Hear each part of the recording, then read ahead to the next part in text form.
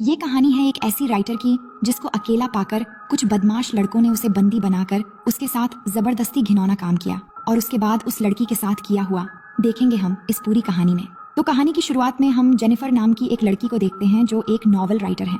अब क्योंकि वो एक राइटर है इसलिए वो शहर से दूर एक लोकल इलाके में रहने जाने वाली थी ताकि वहाँ पे वो अपनी नॉवल कंप्लीट कर सके। इसलिए पहले वो एक स्टोर में जाके अर्ल नाम के एक बंदे से मिलती है ताकि उससे अपनी कैबिन की चाबी ले सके। क्योंकि अर्ल उस केबिन का ऑनर है इसलिए वो जेनिफर को कैबिन की चाबी देता है और वहाँ पे जाने का रास्ता बताता है। अब कुछ दूर आगे जाकर रास्ते में जेनिफर पेट्रोल भरवाने के लिए एक पेट्रोल पंप पे रुकती है जहाँ उसे दो लोग दिखाई देते हैं जो उसे घूर रहे थे और इनके नाम होते हैं एंडी और स्टैनली। तभी वहाँ पे जॉनी नाम का एक वर्कर आता है जो जेनिफर की मदद करने लगता है और जेनिफर से पूछता है कि वो कहाँ पे रुकी हुई है। तो जेनिफर कहती है कि वो यहाँ पास ही के एक कैबिन में रहने वाली है। जिसके बाद जेनिफर जॉनी को पैसे देती है। तभी गलती से उसका पैर एक बाल्टी से टकरा जाता है जिससे जॉनी के पैंट भीग जाते हैं और ये देख के उसके दोस्त हंसने लगते हैं। अब जेनिफर उससे सॉरी कहती है और पैसे देकर वहाँ से निकल जाती है। जिसके बाद वो अपने कैबिन में पहुँचती है जो कि जंगल के बिल्कुल बीचों बीच था। अब वहाँ जाने के बाद वो अपनी राइटिंग करना शुरू कर देती है। रात को जेनिफर जब अपने दोस्त से बात कर रही होती है तो अचानक उसे कैबिन के पीछे से कुछ आवाज आती है। जिसके बाद जब वो वहाँ जाती है तो देखती है कि वहाँ के एक कमरे का दरवाजा खुला हुआ है। वो कमरे के अंदर जाती है तो उसे वहाँ पे कई सारे औजार और वहाँ पे एक जहरीला पाउडर का डब्बा भी नजर आता है। जिसके बाद वो उस कमरे का दरवाजा बंद करके वापस अपने कैबिन में आ जाती है। अब आकर जब वो राइटिंग कर रही थी तो गलती से उसके कपड़े पे बियर की ग्लास गिर जाती है तो वो अंदर जाती है उसे धोने के लिए। तभी यहाँ पे हम देख पाते हैं कि खिड़की से उसे कोई देख रहा है। अब अगली सुबह जब जेनिफर जॉगिंग कर रही होती है तो उसे जंगल के बीच एक छोटा सा पुराना घर दिखाई देती है और जब वो उस घर के अंदर जाती है तो देखती है कि वो घर पूरा खाली है और अंदर कोई भी नहीं है। उसके बाद वो अपने कैबिन में वापस आती है और वॉशरूम में जाती है। लेकिन जब वो टेप ऑन करती है तो उसके अंदर पानी नहीं आ रहा था। इसलिए वो हेल्प के लिए कॉल करती है तो एक मैथ्यू नाम का बंदा उसके घर में आता है पाइप ठीक करने के लिए। लेकिन जब वो उसकी पाइप ठीक कर देता है तो जेनिफर खुश होकर उसके गाल पे एक किस करती है और उसका शुक्रिया अदा करती है। अब मैथ्यू थोड़ा बुद्धू टाइप का इंसान है इसलिए वो शर्मा कर वहाँ से भाग निकलता है। वहीं शाम को मैथ्यू स्टैनली, एंडी और जॉनी के साथ फिशिंग करने जाता है जहाँ वो उन्हें बताता है कि शहर की उस लड़की ने मुझे गाल पे किस किया। ये सुन के जॉनी को बहुत बुरा लगता है और उसे कहता है कि ऐसा हो ही नहीं सकता। तभी स्टैनली जॉनी को अपने कैमरे में जेनिफर की वीडियो दिखाता है, यानी वो स्टैनली ही था जो उसे खिड़की से देख रहा था। ये सब देखकर जॉनी की नीयत खराब हो जाती है और अपने दोस्तों से जेनिफर के बारे में उल्टा सीधा बोलने लगता है और कहता है कि देखना, आज रात को ही मैं इस लड़की का शिकार करूंगा। अब रात को जेनिफर जब सो रही होती है तो अचानक उसके दरवाजे से कुछ आवाज आती है और जब वो वहाँ जाती है तो वहाँ पर उसे एक मरी हुई चिड़िया दिखती है। ये देखकर वो काफी घबरा जाती है। जिसके बाद वो अपने कैबिन में वापस आ जाती है। लेकिन आते ही वो देखती है कि उसके लैपटॉप में उन आदमियों की फोटो है जिससे वो काफी डर जाती है और तभी वो तीनों रूम में आकर उसे घेर लेते हैं। लेकिन जेनिफर इन्हें कहती है कि तुम लोग यहाँ क्यों आए हो और इनसे झूठ बोलती है कि मेरा बॉयफ्रेंड यहाँ आने वाला है इसलिए तुम सब यहाँ से तुरंत चले जाओ। तो जॉनी कहता है कि मुझे पता है इसका कोई बॉयफ्रेंड नहीं है और मैंने सुना है कि इसने मैथ्यू को गाल पे किस किया था। ये कहकर वो मैथ्यू को बुलाकर अंदर लाते हैं। लेकिन जेनिफर कहती है कि मैंने उसका शुक्रिया अदा करने के लिए वो किस किया था। तो जॉनी कहता है कि मैं शहर की लड़कियों को अच्छी तरह जानता हूँ और उन्हें क्या चाहिए होता है ये भी जानता हूँ। जिसके बाद जॉनी जेनिफर को दारू की बोतल देता है और उसे पीने के लिए कहता है, लेकिन जेनिफर ये नहीं करना चाहती। तो जॉनी कहता है कि अगर तुम दारू पी लोगी तो हम लोग यहाँ से चले जाएंगे। जिसके बाद जेनिफर ना चाहते हुए भी दारू पी लेती है लेकिन वो लोग फिर भी वहाँ से नहीं जाते। और तो और जॉनी एक बेसबॉल बैट उसके मुंह में लगाता है और जेनिफर को अपना दांत दिखाने के लिए कहता है। तो जेनिफर उसे अपना दांत भी दिखाती है लेकिन जॉनी उसके दांत पकड़ के हिलाने लगता है। जिसके बाद एक गन निकालकर जेनिफर से कहता है कि इस गन को किस करो और इमेजिन करो कि मैं ही तुम्हारा बॉयफ्रेंड हूँ। और उस गन को किस करवाता है और गन को उसके मुंह में डालकर हिलाने लगता है। वहीं मैथ्यू को ये सब देखकर अच्छा नहीं लग रहा था इसलिए वो अपना मुंह दूसरी तरफ कर लेता है। उसके बाद एंडी जेनिफर के मुंह में एक बॉटल डालता है और उसे फोड़ने वाला होता है लेकिन तभी जेनिफर उसे धक्का देकर गिरा देती है और अपने बैग से स्प्रे निकालकर स्टैनली की आंखों में डाल देती है और वहाँ से निकलकर भागने लगती है।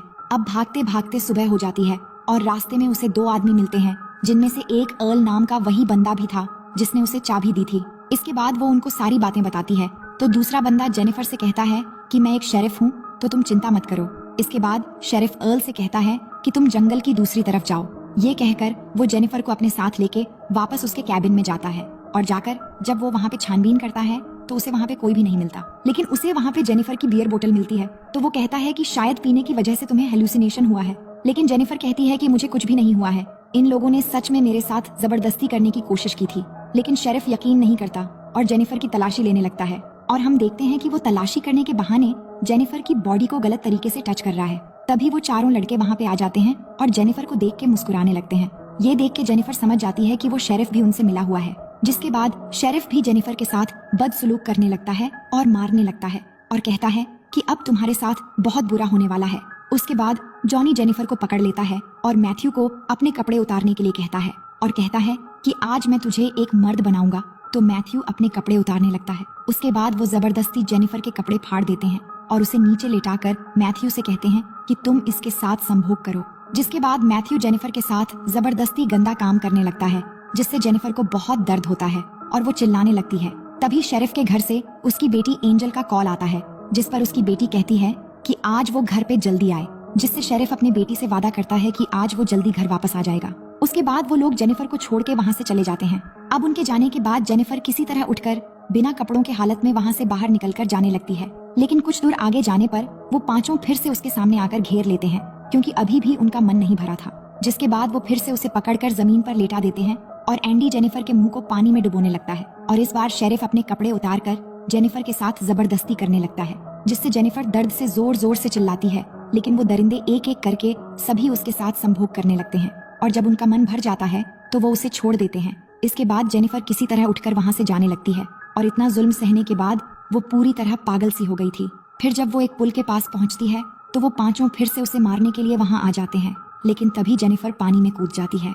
जिसके बाद जब वो पांचों पानी में देखते हैं तो उन्हें जेनिफर कहीं भी नजर नहीं आती, इसलिए वो घंटों तक उसकी बॉडी के ऊपर आने का इंतजार करते हैं, लेकिन जेनिफर की बॉडी ऊपर नहीं आती।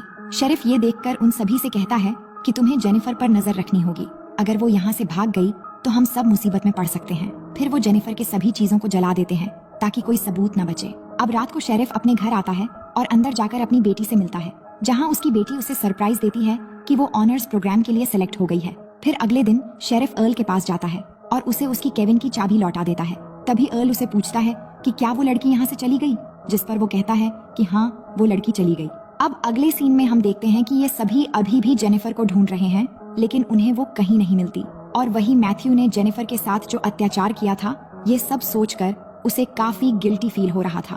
अब एक दिन अर्ल शेरिफ को कॉल करता है और कहता है कि उसे जेनिफर की बहन का कॉल आया था, जो कह रही थी कि जेनिफर अभी तक वापस क्यों नहीं आई, तो क्या तुमने उसके साथ कुछ गलत तो नहीं किया। इस पर शेरिफ कहता है कि नहीं, ऐसा कुछ भी नहीं हुआ, वो बस वहाँ से चली गई। अब अगली सुबह स्टैनली भागते हुए एंडी और जॉनी के पास आता है और उन्हें बताता है कि उसका कैमरा चोरी हो गया है और उस कैमरे में जेनिफर की वो सारी वीडियो क्लिप थी। ये सुनकर जॉनी स्टैनली को मारने लगता है और कहता है कि तुम्हें वो सब रिकॉर्ड करने की क्या जरूरत थी। अब रात को जॉनी जब अपने घर में होता है तो उसे अपने दरवाजे पर कुछ आवाज आती है और जब वो वहाँ जाता है तो उसके दरवाजे पर एक मरी हुई चिड़िया मिलती है, जिसे देखकर वो सोचता है कि शायद स्टैनली और एंडी उसके साथ प्रैंक कर रहे हैं। लेकिन उसे फिर से वही आवाज सुनाई देती है और वहाँ जाने पर उसे जेनिफर की एक चप्पल मिलती है, जिसे देखकर वो काफी घबरा जाता है। तभी उसे झाड़ियों में से एक और आवाज सुनाई देती है और आगे जाने पर उसे मैथ्यू के हाथ के रबर बैंड्स मिलते हैं, जिससे उसे लगता है कि मैथ्यू ही ये सब कर रहा है। अब अगले दिन हम शेरिफ को अपने घर आता हुआ देखते हैं, जहाँ उसकी वाइफ एक गिफ्ट देकर उसे कहती है कि किसी ने तुम्हारे लिए ये भेजा है, जिसके अंदर एक कैसेट भी है। अब शेरिफ जब उस कैसेट को हाथ में लेकर देखता है तो वो काफी डर जाता है और उन लड़कों के पास जाता है, जहाँ जाकर वो स्टैनली को पीटने लगता है और कहता है कि तुम्हें वो वीडियो रिकॉर्ड करने की क्या जरूरत थी। तभी जॉनी कहता है कि कल रात को मुझे भी कोई परेशान कर रहा था और मुझे पता है कि ये सब मैथ्यू ही कर रहा है, क्योंकि उसे जेनिफर की मौत से गिल्टी फील हो रहा है, इसलिए वो हमें डराना चाहता है। फिर शेरिफ उन्हें मैथ्यू को ढूंढ कर लाने के लिए कहता है और वो खुद अर्ल के पास जाता है और उसे शूट करके मार देता है, क्योंकि अर्ल को भी उन पर शक हो गया था। इधर मैथ्यू जेनिफर के घर के बाहर बैठकर गिल्टी फील कर रहा था। तभी उसे जेनिफर की आवाज सुनाई देती है, जिससे वो ऊपर जाता है तो उसके सामने जेनिफर एक सोफे पर बैठी हुई थी। फिर वो उसे अपने पास बुलाती है और कहती है कि मुझे पता है कि तुम गिल्टी फील कर रहे हो। तभी मैथ्यू जेनिफर से माफी मांगने लगता है और कहता है कि मैंने जानबूझकर तुम्हारे साथ ऐसा नहीं किया था, लेकिन जेनिफर उसके गले में एक रस्सी डालकर जोर से कसने लगती है, जिससे मैथ्यू बेहोश हो जाता है। वहीं एंडी और स्टैनली मैथ्यू को ढूंढ रहे होते हैं और ढूंढते ढूंढते एंडी एक सुनसान घर के अंदर जाता है, जहाँ पर उसे एक गद्दा दिखता है। वहीं इधर स्टैनली के सामने जेनिफर आ जाती है, जिसे देखकर जब वो उसे मारने के लिए आगे बढ़ता है तो उसका पैर एक ट्रैप में फंस जाता है, जिससे वो चिल्लाकर एंडी को बुलाने लगता है। और जब एंडी वहाँ पर आता है तभी जेनिफर पीछे से आकर एंडी पर अटैक कर देती है और फिर स्टैनली के भी सर पर मार देती है, जिससे वो बेहोश हो जाते हैं। अब एंडी की जब आंख खुलती है तो वो खुद को लकड़ी के सहारे एक बाथ टब पर लेटा हुआ पाता है। तभी जेनिफर वाटर ऑन करके उस टब को भरने लगती है इधर स्टैनली को भी उसने एक पेड़ से बांध रखा होता है और उसे चूहा खिलाते हुए उसका वीडियो बनाने लगती है और उसकी आईब्रो पर फिशिंग हुक लगाकर उस धागे को पेड़ से बांध देती है जिससे वो अपनी आंखें न झपका पाए। फिर वो एंडी के पास जाती है, यानी जेनिफर दोनों को एक साथ मार रही है और दोनों आसपास ही है। अब जेनिफर एंडी के पास आती है, लेकिन एंडी उससे माफी मांगने लगता है। तभी जेनिफर उससे कहती है कि मैं भी तुम्हारे सामने ऐसे ही गिड़गिड़ाई थी, लेकिन तुम लोगों ने मेरी एक भी नहीं सुनी और सबने जमकर मेरा फायदा उठाया। जिसके बाद वो उसका मुंह पानी में डुबोकर कहती है कि मैं तुम्हें बहुत बुरी मौत देने वाली हूँ। फिर वो स्टैनली के पास जाती है और एक मछली का पेट फाड़कर उसका मांस निकालकर स्टैनली की आंखों में घुसा देती है। इसके बाद वो एंडी के पास जाकर उसके पानी में जहरीला पाउडर मिला देती है और उसके नीचे से एक लकड़ी निकाल देती है, जिससे एंडी उस पानी में चला जाता है और उसका मुंह जल जाता है। इधर स्टैनली के पास कुछ पंछी आकर उसकी आंख में लगा मांस खाने लगते हैं और साथ ही उसके आंखें भी निकाल लेते हैं, जिससे बहुत बुरी तरह से उसकी भी मौत हो जाती है और इस तरह से वो दोनों को मार देती है। उसके बाद जेनिफर पेट्रोल पंप में जाती है, जहां वो जॉनी पर हमला करके उसे किडनैप कर लेती है। जिसके बाद जब जॉनी की आंख खुलती है तो वो अपने आप को बिना कपड़ों में बंधा हुआ पाता है और जेनिफर को सामने देखकर हैरान हो जाता है। इसके बाद जेनिफर उससे कहती है कि क्या तुम जानते हो मैं तुम्हारे साथ क्या करने वाली हूँ। ये कहकर वो एक एक करके उसके सारे दांत निकाल देती है, जिससे जॉनी को बहुत दर्द होता है और जेनिफर को गाली देने लगता है। ये सुनकर जेनिफर कहती है कि तुम्हें अपनी मर्दानगी पर बहुत गुरूर है ना, आज के बाद नहीं होगा, क्योंकि आज मैं तुम्हारी मर्दानगी उखाड़ देने वाली हूँ। ये कहकर वो एक कैंची लेकर उसका वो काट डालती है और काट कर उसके मुंह में डाल देती है, जिससे जॉनी बहुत जोर जोर से चिल्लाता है और उसकी वहीं पर मौत हो जाती है। वहीं शेरिफ जब अपने काम पर होता है तो उसकी बीवी उसे कॉल करती है और कहती है कि हमारी बेटी एंजल की एक टीचर आई है। तभी एंजल भी शेरिफ से कहती है कि मेरी टीचर बहुत अच्छी है, जो मुझे यहाँ से एक प्लेग्राउंड में ले जाने वाली है। लेकिन शेरिफ उससे कहता है कि तुम्हारी टीचर से मेरी बात करवाओ। तभी हम देखते हैं कि वो टीचर कोई और नहीं बल्कि जेनिफर ही है, जो वहाँ पर नकली टीचर बन के आई है। जिसके बाद जेनिफर जब शेरिफ को अपना नाम बताती है तो वो ये सुनकर हैरान हो जाता है और जेनिफर से कहता है कि प्लीज मेरी बेटी को चोट मत पहुंचाना। जिसके बाद जेनिफर फोन काट देती है और उसकी बेटी को अपने साथ ले जाती है। और जब शेरिफ घर पहुंचता है और उसकी बीवी उसे बताती है कि उसकी टीचर उसे प्लेग्राउंड में लेकर गई है। जिसके बाद शेरिफ जल्दी से प्लेग्राउंड में पहुंचता है और अपनी बेटी को ढूंढने लगता है, लेकिन वहाँ पर उसकी बेटी उसे नहीं मिलती, जिससे वो फिर से कार लेकर वहाँ से जाने वाला होता है। लेकिन तभी जेनिफर पीछे से उस पर हमला कर देती है और उसे अपने साथ ले जाती है।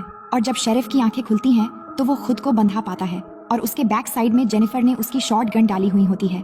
जिसके बाद शेरिफ दर्द से जूझते हुए जेनिफर से कहता है कि प्लीज मुझे मत मारो और यहाँ से जाने दो। तभी जेनिफर उस शॉर्ट गन को और अंदर बार बार डालने लगती है और कहती है कि मुझे भी ठीक ऐसा ही लगा था जब तुम सब ने दरिंदे की तरह मेरे साथ जबरदस्ती कर रहे थे। तभी शेरिफ उससे पूछता है कि तुमने मेरी बेटी के साथ क्या किया। तो जेनिफर कहती है कि तुम्हारी बेटी तो काफी जवान और खूबसूरत है, अगर कोई उसके साथ जबरदस्ती करे तो उसे कैसा लगेगा। तभी शेरिफ कहता है कि जो मेरी बेटी के साथ ऐसा करेगा मैं उसे जान से मार डालूंगा। तभी जेनिफर कहती है कि मैं भी ठीक वैसी सजा तुम्हें देने वाली हूँ, क्योंकि तुमने भी किसी की बेटी के साथ ऐसा ही किया था। जिसके बाद जेनिफर उस शॉटगन की ट्रिगर में एक रस्सी डालती है और उस रस्सी को टाइट करके उसका दूसरा मोड़ मैथ्यू के हाथ में बांध देती है, जो बिल्कुल शेरिफ के सामने बेहोश पड़ा हुआ था। जिसके बाद वो शेरिफ से कहती है कि जब मैथ्यू को होश आएगा तो तुम दोनों मारे जाओगे। ये कहकर वो बाहर जाकर बैठ जाती है। जिसके बाद मैथ्यू को होश आ जाता है, जो शेरिफ को देख के हैरान हो जाता है। तभी शेरिफ उससे कहता है कि बिल्कुल भी मत हिलना, लेकिन मैथ्यू अपना हाथ हिला देता है, जिससे वो गन चल जाती है और गन से निकला हुआ गोली शेरिफ के पीछे से चीरता हुआ आकर सामने मैथ्यू को लग जाती है, जिससे शेरिफ और मैथ्यू दोनों की वहीं पर मौत हो जाती है। फिर हम जेनिफर को देखते हैं, जो इन सभी दरिंदों को बुरी तरह से मौत देकर अपना बदला लेने के बाद बहुत खुश थी। और इसी सीन को दिखाते हुए ये कहानी यहीं पर खत्म हो जाती है। तो दोस्तों, इस मूवी का पार्ट 2 देखने के लिए आप हमें कमेंट करके बता सकते हैं, और आपने अगर यहाँ तक वीडियो देख लिया तो बेहद शुक्रिया। बाकी हम मिलते हैं एक और नई कहानी के साथ।